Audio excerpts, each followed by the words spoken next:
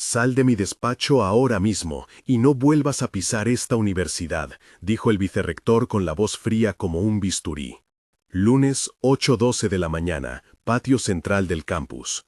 Lucía García estaba de rodillas junto a la acera, las manos todavía manchadas de sangre seca, con la mochila abierta y la tarjeta que certificaba su bolsa de estudios doblada y arrugada entre los dedos. Había perdido la plaza, la beca y la tranquilidad en menos de 24 horas. La institución había elegido el reglamento en lugar de la vida. Pero nadie esperaba que la mujer a la que Lucía había salvado fuera esposa de un empresario con recursos que no cabían en un sobre. En 86 horas, un helicóptero aterrizó en el aparcamiento del bloque de estudiantes y lo que parecía una vergüenza personal se convirtió en un problema que el rectorado no podría ignorar. Las manos de Lucía temblaban, secas por el esfuerzo y la rabia, pero una idea empezó a prender en su cabeza. Si yo pude parar, otros podrían hacerlo también. Quédate hasta el final. Lo que ocurrió después cambió reglas que parecían inamovibles. Lucía tenía 20 años, era estudiante de enfermería y trabajaba por las tardes en una clínica de urgencias. El martes por la mañana se encontró con Carmen Ruiz en el paso de peatones frente al mercado. Carmen cayó de golpe por un desvanecimiento que nadie supo explicar a primera vista.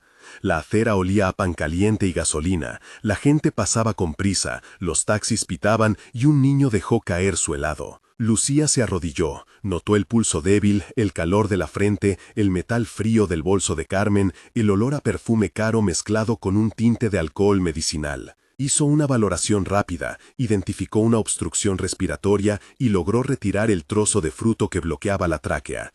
Mientras lo hacía, un autobús de la línea urbana cerró las puertas y arrancó.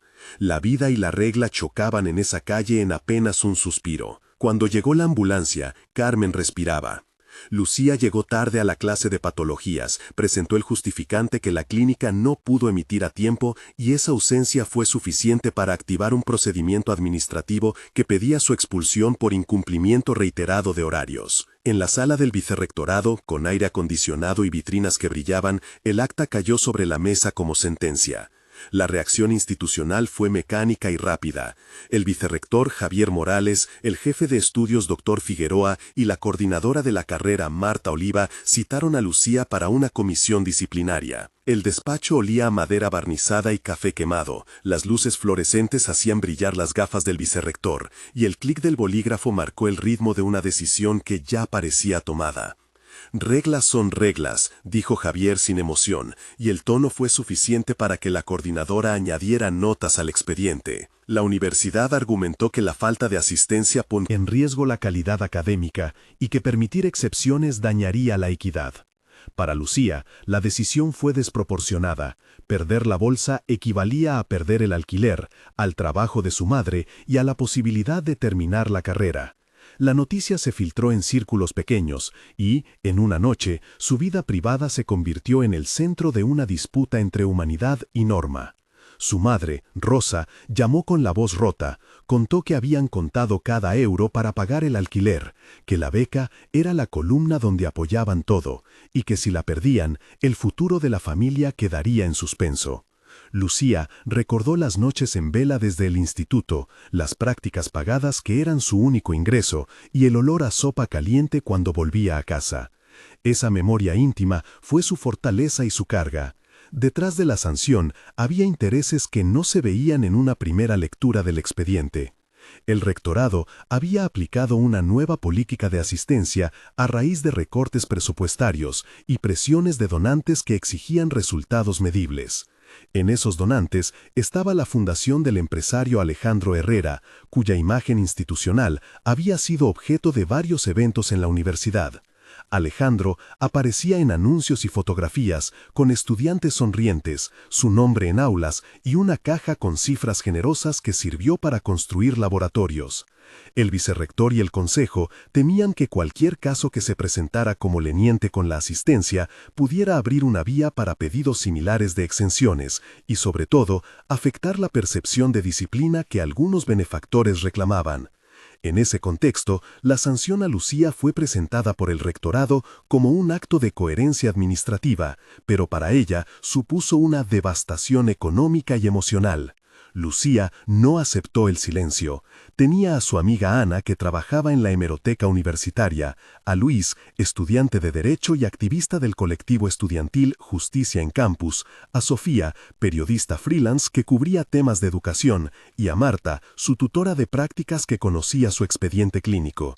También aparecieron en su círculo el paramédico José, que la felicitó por la intervención, la vecina Paula, que guardó testimonio del hecho, y el profesor Ortega, que había impartido una clase de bioética que Lucía había seguido con pasión.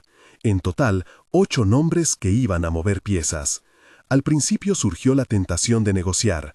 El decano ofreció retirar la expulsión si Lucía firmaba un documento de compromiso, aceptaba horas extra en la clínica y renunciaba a impugnar la sanción. La oferta venía envuelta en altruismo aparente y en un formulario que incluía una cláusula de confidencialidad. Lucía lo leyó, olió el papel, sintió la tinta y vio en las letras pequeñas una renuncia a cualquier reclamación. Era un acuerdo de silenciamiento. La familia necesitaba la calma, pero la conciencia de Lucía era más fuerte. Aceptar significaría dejar pasar la injusticia. Decidió luchar. El primer momento de tensión llegó cuando Lucía se negó a firmar.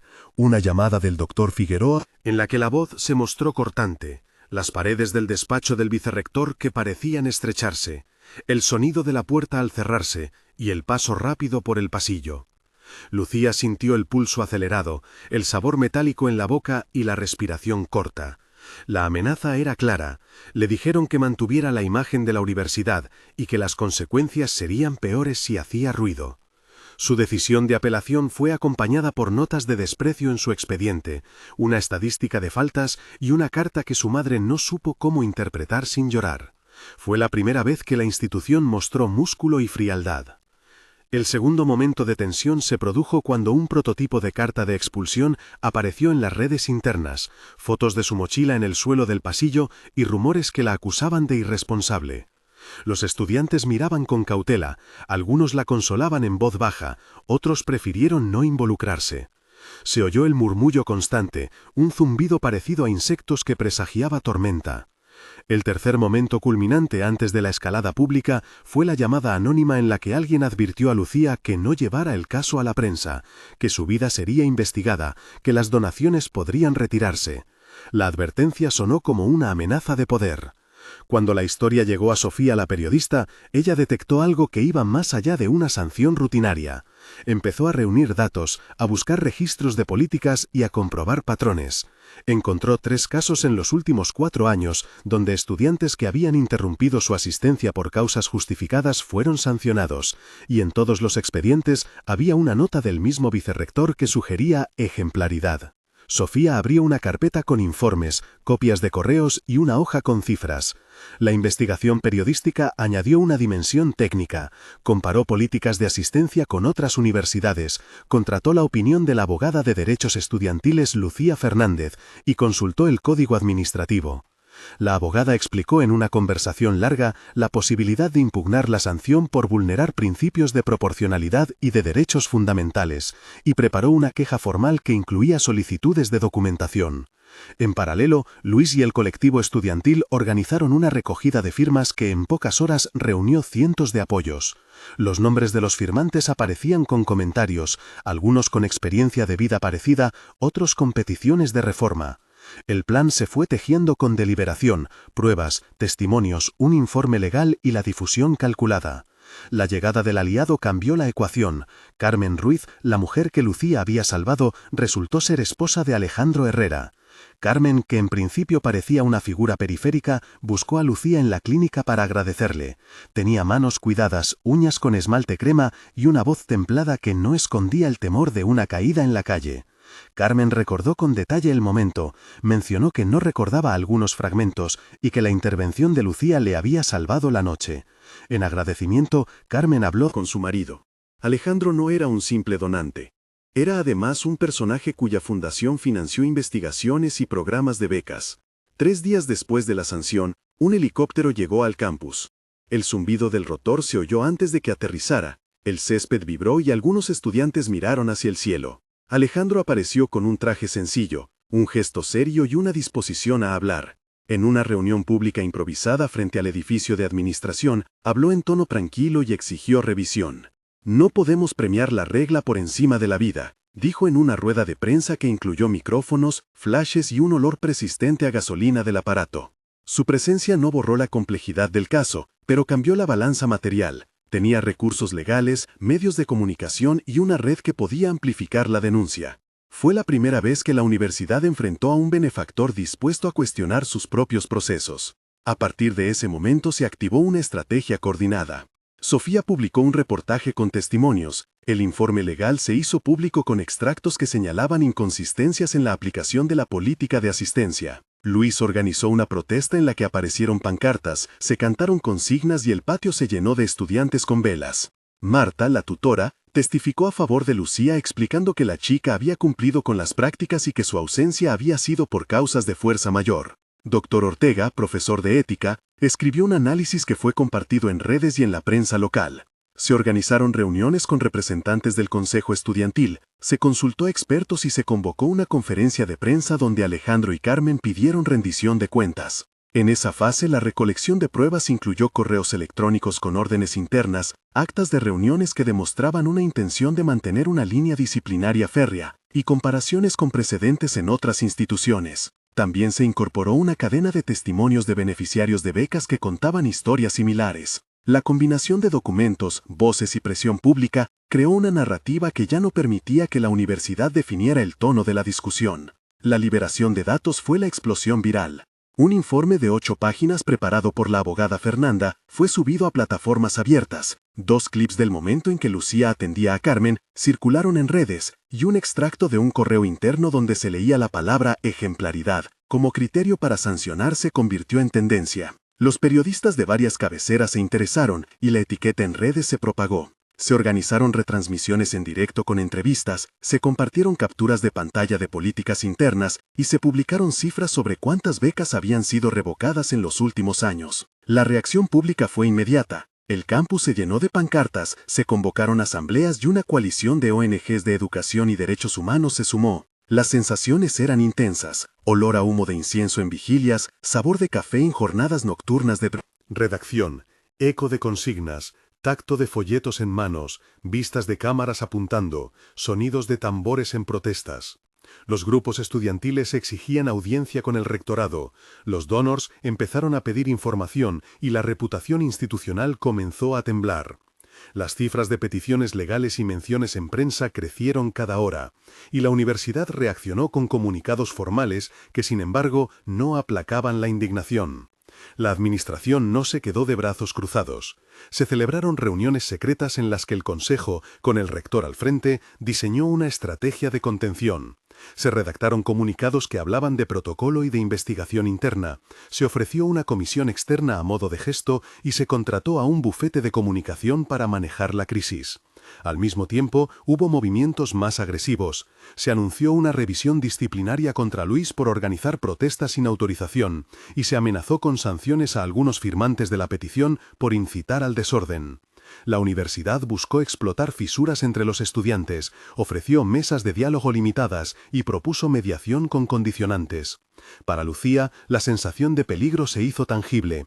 Recibió cartas con advertencias, algunos de sus compañeros fueron llamados a declarar y la presión psicológica se intensificó.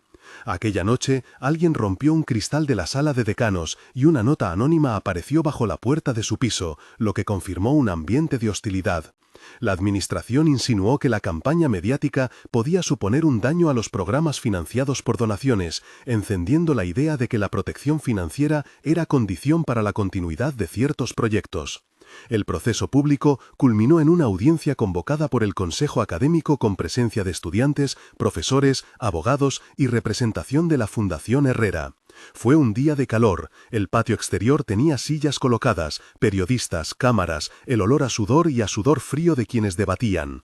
La sala principal olía a madera y a tinta, se escuchaban notas de papel, murmullos y el zumbido de micrófonos. El diálogo público fue extenso y el clímax se construyó con testimonios. Hubo un intercambio de declaraciones que emocionó a muchos. Lucía habló con voz firme. No es solo mi caso, es la manera en que preferimos reglas frías a personas que sufren. Yo tomé la decisión, de nadie más sabía si lo iba a hacer. El vicerrector defendió la normativa y pidió prudencia. Alejandro Herrera habló a favor del valor de la vida y exigió transparencia. Ana, Luis y Marta declararon en apoyo de Lucía y Sofía presentó el dossier periodístico. Hubo también un testimonio duro de una madre de familia cuya hija había perdido la beca años antes por una razón similar. Las palabras fueron punzantes y los silencios pesados. El Consejo votó finalmente por anular la sanción de expulsión y por crear una comisión que revisara la política de asistencia. Votaron a favor la mayoría del Consejo Académico y varios miembros independientes, mientras que la posición del rector quedó debilitada.